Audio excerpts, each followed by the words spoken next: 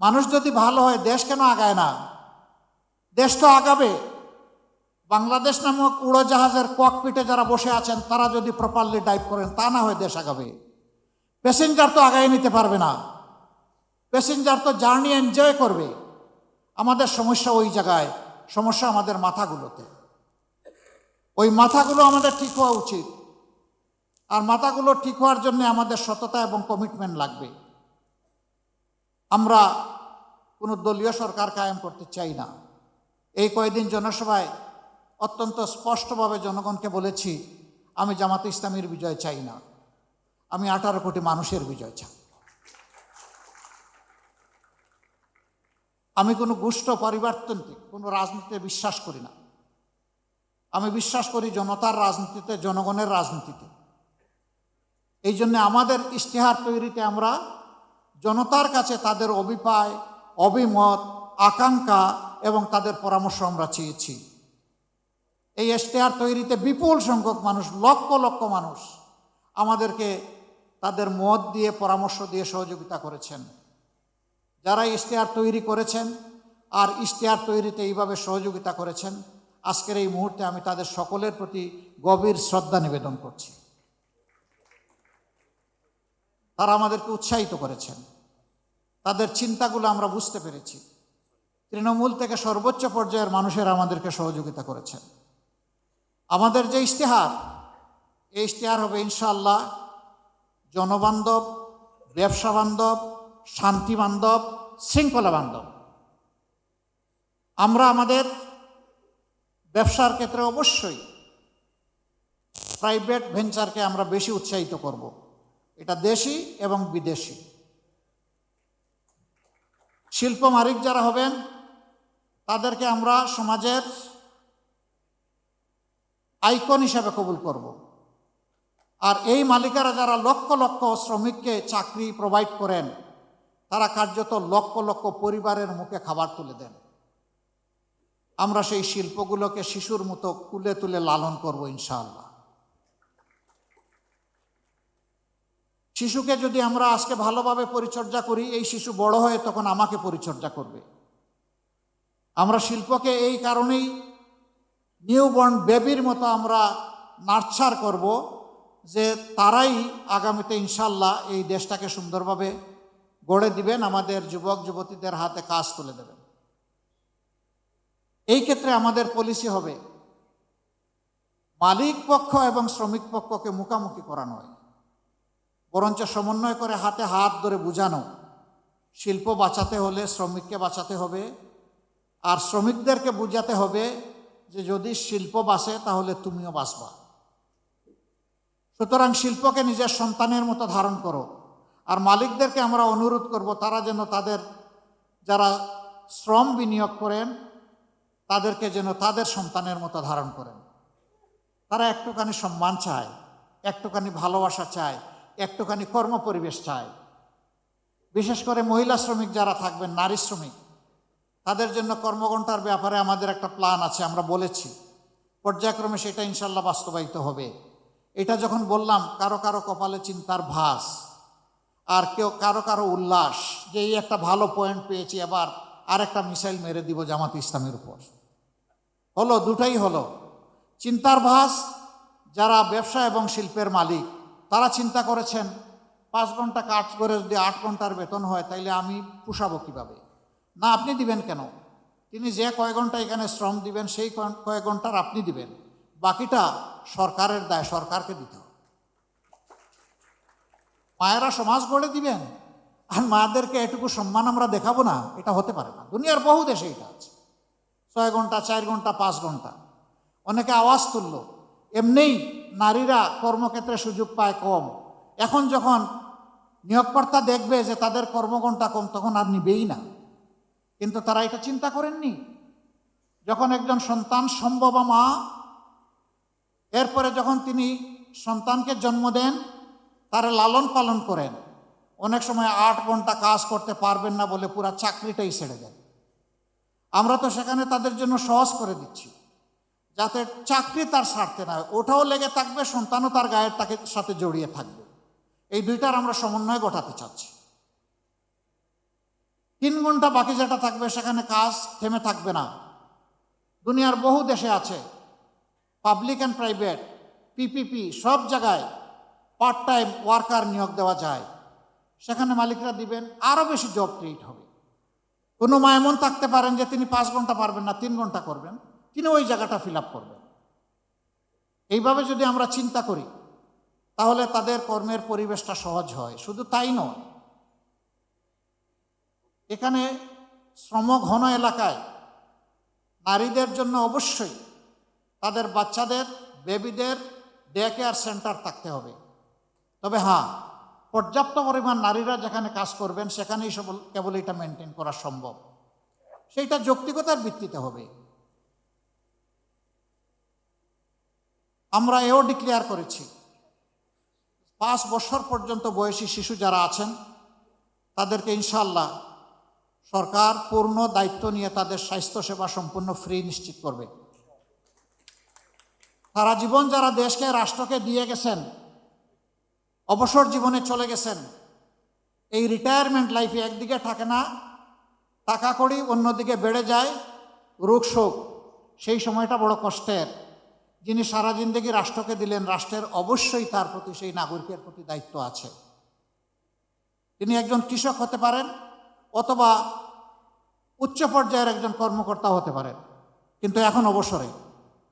এই অবসরকালীন জীবনে যতদিন তারা বেঁচে থাকবেন, রাষ্ট্র ইনশাল্লাহ তাদের পূর্ণ চিকিৎসার দায়িত্ব নেবে। মাঝখানের যে বয়সটা, ক্রিয়েটিভ এজ, এখানে পার্টিসিপেটরি। কিছু দায়িত্ব নেবে রাষ্ট্র, কিছু নেবে ব্যক্তি। এইভাবে মিউচুয়ালি এটা আমরা ইনশাল্লাহ মেকআপ করব। এখনকার স্বাস্থ্যসেবার অবস্থা ভালো নেই। তাও রাজধানী টাউনে যেটুকু আছে, মফস্বল টাউনে ওঠাও নেই। আমাদের অঙ্গীকার হচ্ছে 64 জেলার সব মেডিকেল কলেজ, সেই মেডিকেল কলেজগুলো গড়ার মাধ্যমে আমরা স্কিল ম্যান পাওয়ার ডেভেলপ করব। তারপরে ওই জেলা কেন্দ্রে বিশেষায়িত সরকারি হাসপাতাল থাকবে। সেখানে সবার জন্য ফ্রি হয়তো হবে না, কিন্তু গলা কাটাও হবে না। চিকিৎসা নিতে গিয়ে গলায় কাটা ঢুকবে না। চিকিৎসা নিতে গিয়ে মন এবং শরীর দুইটাই কমফোর্ট ফিল করবে ইনশাআল্লাহ। সেরকম স্বাস্থ্যসেবা আমরা গড়ে তুলতে চাই। শিক্ষার ক্ষেত্রে আমাদের অঙ্গীকার আরও স্পষ্ট। আমাদের বর্তমান শিক্ষা ব্যবস্থা হচ্ছে সার্টিফিকেট প্রোডাকশনের শিক্ষা ব্যবস্থা। আমরা এই শিক্ষাকে আমূল পরিবর্তন করতে চাই। আমাদের বিদেশি বন্ধু যারা আছেন, উন্নত শিক্ষা তারা তাদের দেশে নিশ্চিত করেছেন। আমরা তাদের সাথে বসব। আমরা শিক্ষার 2টা গুণগত পরিবর্তন আনতে চাই। একটা পরিবর্তনের মাধ্যমে প্রতি শিক্ষার্থীকে এই ইমপ্রেশন দেওয়া, ধারণা দেওয়া যে এটি তোমার দেশ, তুমি এই দেশ থেকে আলাদা কেউ নও। আর এই পর্যায়ে তোমার আসতে দেশের সমস্ত মানুষের অবদান আছে তোমার পিছনে।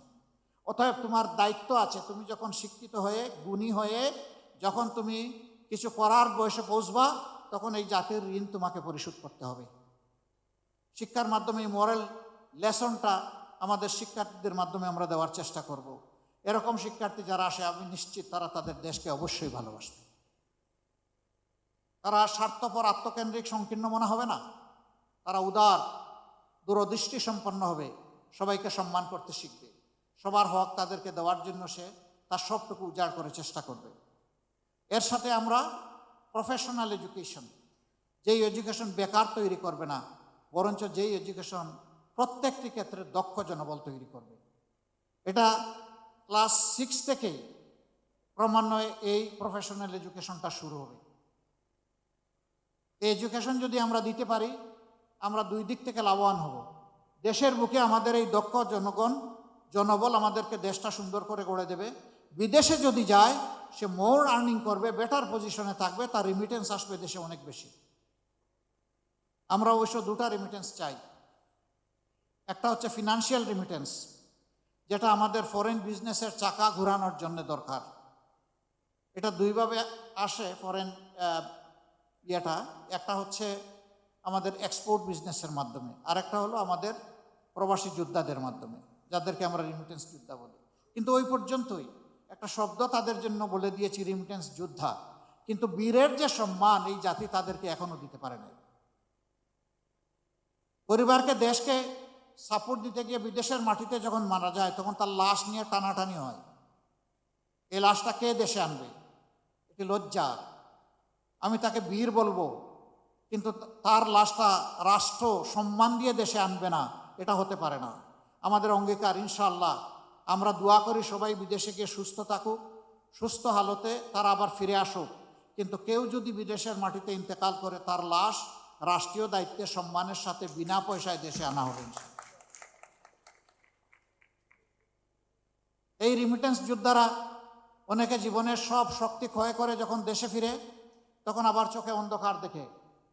আমরা তাদের জন্য ইনশাআল্লাহ সোশ্যাল রিভলভিং ফান্ড করব। একসময় সে কিছু কিছু কন্ট্রিবিউট করবে, পরবর্তী পর্যায়ে সমপরিমাণ সরকার থেকে কন্ট্রিবিউট করে সে যখন অবসর জীবনে চলে আসবে, তখন তার হাতে ইনশাআল্লাহ আমরা একটা কাজ, একটা কিছু তুলে দেব। তাহলে হতাশার অভিশাপ তাকে পাবে না ইনশাআল্লাহ। আমরা আমাদের যুবকদেরকে বলেছি, অবশ্যই তোমাদেরকে আমরা বেকার ভাতা দিতে পারবো না। আমরা বিশ্বাস করি বেকার ভাতা তোমাদেরকে অপমান করার সামিল। আমরা তোমাদের হাতে কাজ তুলে দিব, ভাতা নয়। তোমরা কাজ দিয়ে নিজেদেরকে গড়বা, দেশটাকে গড়বা। আমরা আমাদের যুবকদেরকে কিভাবে দেখতে চাই? আমাদের যুব সমাজকে বাংলাদেশ নামক উড়োজাহাজের ককপিটে দেখতে চাই। ওখানে তাদেরকে ক্যাপ্টেন হিসেবে বসিয়ে দেব, আর আমরা বসবো ইনশাল্লাহ সেদিন প্যাসেঞ্জার সিটে। এই যুব সমাজ দেশটাকে সামনের দিকে এভাবেই এগিয়ে নিয়ে যাবে ইনশাআল্লাহ। সমাজের দুইটা পিছিয়ে পড়া জনগোষ্ঠীর কথা না বললে আমি আমার বিবেকের কাছে দায়বদ্ধ থাকব। একদল মানুষ যারা রাস্তাঘাট পরিষ্কার করেন, যাদেরকে আমরা পরিচ্ছন্নতা কর্মী বলি, তারা মানবেতর জীবনযাপন করে, এটা বড় কথা নয়। তাদেরকে মানবিক মূল্যটা মোটেই দেওয়া হয় না। ইনশাআল্লাহ আমরা তাদের জীবনকে তুলে আনবো আল্লাহ। আমরা প্রমাণ করব তারাও মানুষ, আমরাও মানুষ, এবং প্রমাণ করব সরকার যারা পরিচালনা করে এদের মাঝে মানবিক একটা মন আছে, হৃদয় আছে। চা বাগান, সেই এলাকাগুলো চট্টগ্রামে আছে, সিলেটে আছে, পঞ্চগড়ে আছে, মৌলভীবাজারে আছে, বিভিন্ন জায়গায় আছে। এদের জীবন যদি দেখেন চোখে পানি আসবে। তারা কি মানুষ নয়? তারা এদেশের নাগরিক নয়? যদি তারা এদেশের নাগরিক হয়ে থাকে, মানুষ হয়ে থাকে, তাহলে তাদের এই অবস্থা হবে কেন? তাদের জীবন মানে ইনশাআল্লাহ আল্লাহ যদি আমাদেরকে সুযোগ দেন, আমরা যুগান্তকারী বিপ্লবিক পরিবর্তন আনব। তাদের সন্তানেরাও একদিন এমনভাবে বেড়ে উঠবে যে ওই চা বাগান থেকে বেরিয়ে আসা একজন মানুষ, সেও দেশের প্রধানমন্ত্রী হবে ইনশাআল্লাহ। তাহলে ওই সমাজের প্রতি ইনসাফ হবে। আমাদের এখানে পাহাড় সমতল নিয়ে কথা আছে। দেশ খুবই ছোট, বিপুল সংখ্যক জনবল আমাদের। এই দেশে পাহাড় এবং সমতলের ব্যবধান আমরা ঘুচিয়ে সমতল করতে চাই। এই রেশারেশি, হিংসা দূর করতে চাই। পাহাড়ে যারা বসবাস করেন, তারা যদি তাদের ন্যায্য পাওনা থেকে বঞ্চিত হয়ে থাকেন, তাহলে অগ্রাধিকার ভিত্তিতে আমরা তাদের হাতে তাদের পাওনা তুলে দেব ইনশাআল্লাহ। তারা যেন আস্থা এবং গর্বের সাথে মনে করে এই দেশটা আমার, এ দেশ আমাকে গড়তে হবে। কিন্তু হয়তোবা কিছু ক্ষেত্রে তাদের ন্যায্যতা থেকে তারা বঞ্চিত হওয়ার কারণে তাদের এই দুর্বল জায়গায় টোকা দিয়ে কেউ কেউ তাদেরকে খেপিয়ে তুলে দেশের বিরুদ্ধে ক্ষতি করার চেষ্টা করে, এবং পাহাড়ে একটা অশান্তি লেগে আসে। আমরা সেই অশান্তি আর দেখতে চাই। আমরা এই অশান্তির অবসান চাই। এই পাহাড় রক্ষা করতে গিয়ে আমার জানা মতো 10,000-এর অধিক সেনাবাহিনীর সদস্যদেরকে জীবন দিতে হয়েছে। কেন? কেন আমার দেশের বুকে এত সেনা সদস্যকে জীবন দিতে হবে? এর পিছনে কারা, কারণ কি? এগুলা খুঁজে বের করে এর যৌক্তিক সমাধান করা হবে, যেই সমাধান পেয়ে সবাই আনন্দিত হবে ইনশাআল্লাহ। আমরা এইভাবে দেশটাকে আমাদের কল্পচিত্রে আমরা বিবেচনায় নিয়েছি। বাকি ডিটেলস ইনশাআল্লাহ এই ইশতেহার তৈরিতে যারা সহযোগিতা করেছেন তারা আমাদের ওয়েবসাইটে আপলোড করেছেন, বাংলা এবং ইংলিশ। আমরা আজকে শর্ট ভার্সনটা কিছু আপনাদের হাতে তুলে দিতে পারবো। মিডিয়াম ভার্সনও সামান্য তৈরি হয়েছে, কিন্তু ডিটেলস ভার্সনটা আমাদের ওয়েবসাইটে আপনারা ব্রাউজিং করলে ইনশাল্লাহ পেয়ে যাবেন। কিউআর কোড আছে, সেটা আপনাদের হাতে আমরা সাপ্লাই দেব, এবং আপনারা আশা করি সেখান থেকে সমস্ত ইনগ্রেডিয়েন্ট উপাদানগুলো পেয়ে যাবেন ইনশাআল্লাহ। এই ইশতেহার আমি আবারও বলছি, কোনো দলের নয়, জনগণের, বিভক্তির নয়, ঐক্যের, পিছনের নয়, সামনে এগিয়ে যাওয়ার। আমাদের ইশতেহার আপনাদের হাতে পৌঁছার পরেও যদি আপনাদের কোনো গুরুত্বপূর্ণ অবজারভেশন থাকে, পরামর্শ থাকে, আমরা দারুণভাবে ওয়েলকাম করব। আপনারা আমাদেরকে সেই পরামর্শ, অবজারভেশন দিয়ে সাহায্য করবেন। কারণ মানুষের জ্ঞান পারফেকশনে কখনো পৌঁছবে না, আর জানার কোনো শেষ নাই। আমি একজন লার্নার হিসাবে আপনাদের কাছ থেকে যদি শিখতে পারি, আমি আমার নিজেকে ধন্য মনে করব ইনশাআল্লাহ। আমি শিখতে চাই, আপনাদের কাছ থেকেই শিখতে চাই। আমি 18 কোটি মানুষের কাছ থেকে শিখতে চাই, যাতে তাদের একজন হয়ে তাদের জন্য কাজ করতে পারি আমরা। তাদেরকে শিখলে, রিড করলেই আমরা পারবো, আদারওয়াইজ আমরা পারবো না। আজকে যারা মূল্যবান সময় ব্যয় করে এখানে এসেছেন, আমাদেরকে আপনারা উৎসাহিত করেছেন, আমি আমার এবং প্রিয় সংগঠনের পক্ষ থেকে আপনাদেরকে একদম হৃদয় উজাড় করা অভিনন্দন, ধন্যবাদ এবং কৃতজ্ঞতা জানাচ্ছি। আমরা একসাথে চলব। আমাদের স্লোগান, চলো একসাথে গড়ি বাংলাদেশ। আল্লাহ সবাইকে ভালো রাখুন। ভাই বোনেরা যারা এসেছেন, আল্লাহ সকলের মর্যাদা বৃদ্ধি করে দিন এবং সবাই মিলে ইনশাআল্লাহ আমরা আগামীর বাংলাদেশ গড়ব। আসসালামু আলাইকুম। আলহামদুলিল্লাহ রাব্বিল আলামিন, আসসালাতু ওয়াসসালামু আলা রাসূলিহিল কারীম ওয়া আলা আলিহি ওয়া সাহবিহি ওয়া আহলি বাইতি আজমাইন।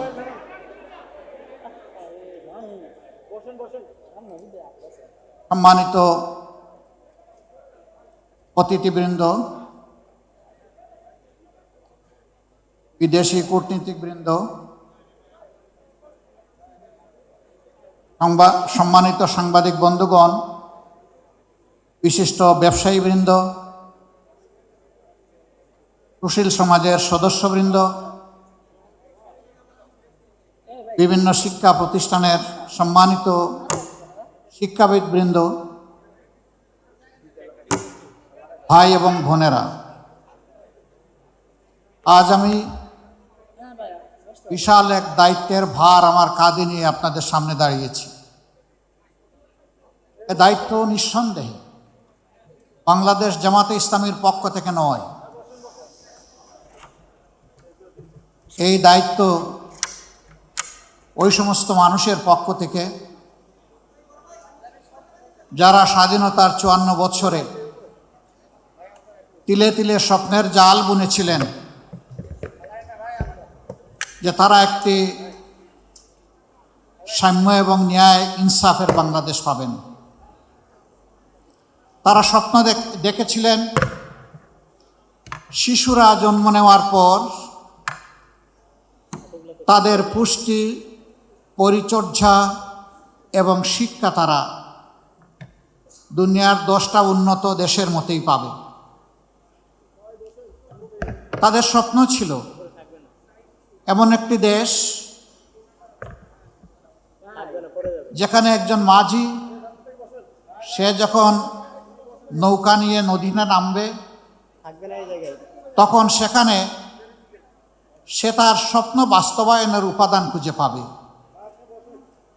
রাষ্ট্র তাকে সহযোগিতা করবে, সমাজ তাকে অভিনন্দিত করবে। স্বপ্ন ছিল একজন কৃষক সকাল থেকে সন্ধ্যা হাড় ভাঙা পরিশ্রম করবে দেশের মানুষের মুখে খাদ্য তুলে দেওয়ার জন্যে, কিন্তু এর বিনিময়ে সে একটুখানি সম্মান পাবে, একটুখানি স্বীকৃতি পাবে। কল কারখানা, মিল, ফ্যাক্টরি, ইন্ডাস্ট্রিতে যাবে অথবা নিজের গায়ের সমস্ত শক্তি ব্যয় করে যানবাহন চালাবে কিংবা টানবে। সে সময়েও সমাজের কাছ থেকে তার শ্রমের সে স্বীকৃতি পাবে এবং সে একটুখানি সম্মান পাবে। সে তার ঘর থেকে বের হওয়ার পর আবার ঘরে ফিরে আসবে নিরাপত্তার সাথে।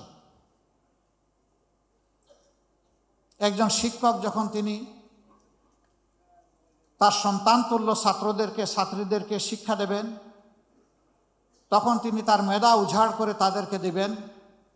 বিনিময়ে তিনি যেমনটা কল্পনা করেন আগামীর বাংলাদেশ, সেরকম তার শিক্ষার্থীরা নিজেদেরকে গড়ে তুলবে। যারা ছাত্রছাত্রী তারা চিন্তা করেছে, আমরা মায়ের পেট থেকে জন্ম নিয়েছি, মা যতটুকু পারেন আমাদেরকে শিক্ষা দিয়েছেন, বাকি শিক্ষার পূর্ণতা আমি আমার আপন আঙ্গিনা শিক্ষা প্রতিষ্ঠানে খুঁজে পাব।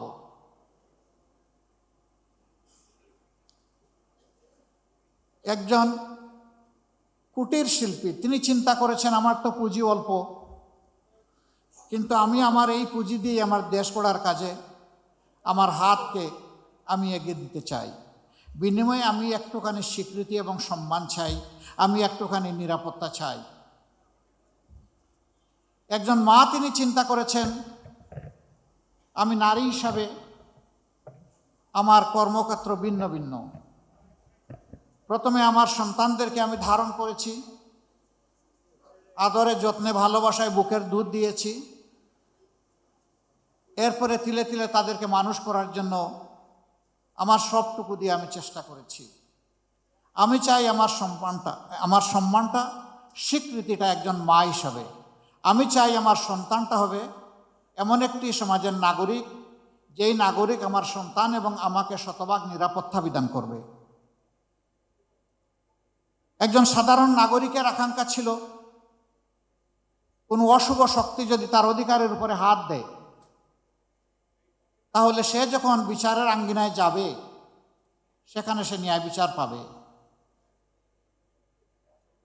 আমাদের দেশের মানুষের প্রত্যাশা আকাশচুম্বী নয়। আমাদের দেশের মানুষের প্রত্যাশা খুবই সীমিত। কিন্তু আমরা যদি নিজেদেরকে প্রশ্ন করি, সেই অধিকার, মর্যাদা এবং প্রত্যাশার জায়গাটা আমরা 54 বছরে তৈরি করতে পেরেছি কিনা, নিঃসন্দেহে স্বীকার করতে হবে আমরা পারিনি। আজকে ঘরে বাইরে কোথাও শান্তি নেই, সম্মান নেই, নিরাপত্তা নেই। আজকে চতুর্দিকে আমাদের শিক্ষিত যুবক যুবতীদের বেকারত্বের যন্ত্রণায় হাহাকার। কেন? এ দেশটা তো এমন হওয়ার কথা ছিল না। আসলেই কি আমাদের রিসোর্স বা সম্পদের অভাব, নাকি অন্য কিছু? সম্পদের অভাব আমি স্বীকার করি না। অভাব যদি সম্পদের হতো, তাহলে 15.5 বছরে আমাদের দেশ থেকে 28.5 লক্ষ কোটি টাকা বিদেশে পাচার হলো কিভাবে? এই পাচারকৃত অর্থই শুধু লুটপাটের অর্থ নয়, এর বাইরে অজানা অনেক অর্থ রয়ে গেছে। আমাদের সংকট, আমাদের সমস্যা, আমাদের অভাব হচ্ছে দায়বদ্ধতা, সততা, চরিত্র এবং দেশপ্রেমের। এই জায়গাটা যদি সঠিক থাকতো, তাহলে অবশ্যই আমি কে এটা চিন্তা করার আগে আমি ভাবতাম আমার দেশটা কোথায়। আমরা রাজনীতিতে বলে থাকি খুব চড়া গলায়, ব্যক্তির চেয়ে দল বড়, দলের চেয়ে দেশ বড়। বাট ইনফ্যাক্ট আমরা কি 54 বছরে তার স্বাক্ষর রাখতে পেরেছি? বরঞ্চ বিবেক দিয়ে, হৃদয় দিয়ে যদি চিন্তা করা যায়, তাহলে স্বীকার করতেই হবে আমরা জাস্ট স্লোগানের উল্টাটাই করেছি। আমার দেশের চেয়ে আমার দল বড়, দলের চেয়ে আমি বড়, এবং সেইটাই কর্মক্ষেত্রে বাস্তবে প্রমাণিত হয়েছে। এ বৈষম্য শুধু 54 বছরের বাংলাদেশে না, এর আগেও ছিল, তারও আগে ছিল। এই জন্য 47 থেকে এই জাতির স্বাধীনতার সূচনা, পরবর্তী পর্যায়ে বঞ্চনার হাত ধরে আবার 71, এরপরে আবার দফায় দফায় অনেক গণ অভ্যুত্থান, এবং শেষ পর্যন্ত এসে ঠেকেছে 24-এ। এই 24-এ অতি সামান্য একটা দাবি নিয়ে আমাদের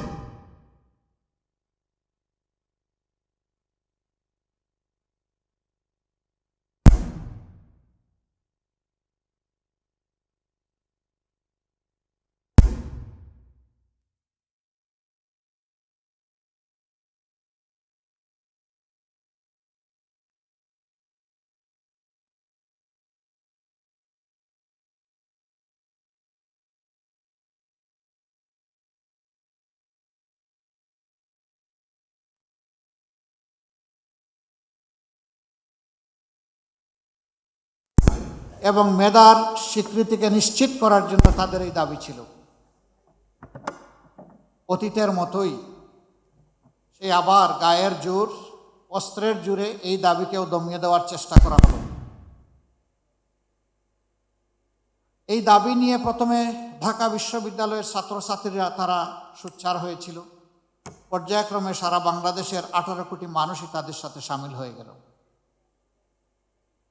এবং এই দাবি আদায়ের পথে প্রথম যে বাঁক ছিল, টার্নিং পয়েন্ট ছিল 15 জুলাই রাতের বেলা ঢাকা বিশ্ববিদ্যালয়ে, যখন ছাত্রীদের উপর অত্যন্ত পৈশাচিক নির্মম কায়দায় তৎকালীন ফ্যাসিস্ট সরকারের লেলিয়ে দেওয়া লোকেগুলা ঝাঁপিয়ে পড়েছিল। আমাদের মেয়েদের গায়ে হাত লাগার সাথে সাথে সারা বাংলাদেশ সেদিন জ্বলে উঠেছিল। প্রতিটি ঘর থেকে প্রতিবাদের আওয়াজ উচ্চারিত হয়েছিল। তারপরের দিনই এটাকেই সমর্থন জানিয়ে দেশের উত্তরাঞ্চলে উত্তর জনপদের গুরুত্বপূর্ণ শিক্ষা প্রতিষ্ঠান বেগম রোকেয়া বিশ্ববিদ্যালয়ের মেধাবী ছাত্র আবু সাইদ রাস্তায় এসে বলেছিল, হয় আমাকে আমার অধিকার দাও, না হয় আমাকে একটা গুলি দাও। সে আরো বলেছিল, এই যন্ত্রণার অমানিসার শেষ হবে কবে? বুকের ভিতরে তুমুল ঝড়, বুক পেতেছি গুলি কর। 1, 2, 3টা গুলি তার বুকে পড়ল এবং তাকে দুনিয়া থেকে বিদায় করে দেওয়া হলো। শেষ পর্যন্ত তার এই মার্ডারটি নিয়েও রাজনীতি করা হলো। অবশ্য সত্য আলটিমেটলি প্রতিষ্ঠিত হয়েছে। এরপরে লাশের পর লাশ সারা বাংলাদেশের রাজপথকে লাশ দিয়ে ভরে দেওয়া হলো। কম বেশি 1400 জন তরুণ, যুবক, যুবতী, শিশু, আবাল, বৃদ্ধ, বনিতা, শ্রমিক, ব্যবসায়ী, শিক্ষক, বিভিন্ন শ্রেণী পেশার মানুষ এই গণ উত্থানে বিপ্লবে জীবন দিয়েছেন। আমি আজ গভীর শ্রদ্ধার সাথে 71 এবং 24-এর সমস্ত শহীদদেরকে স্মরণ করছি। অবশ্য 47 না হলে 71-এর ওই মানচিত্র আমরা পেতাম না।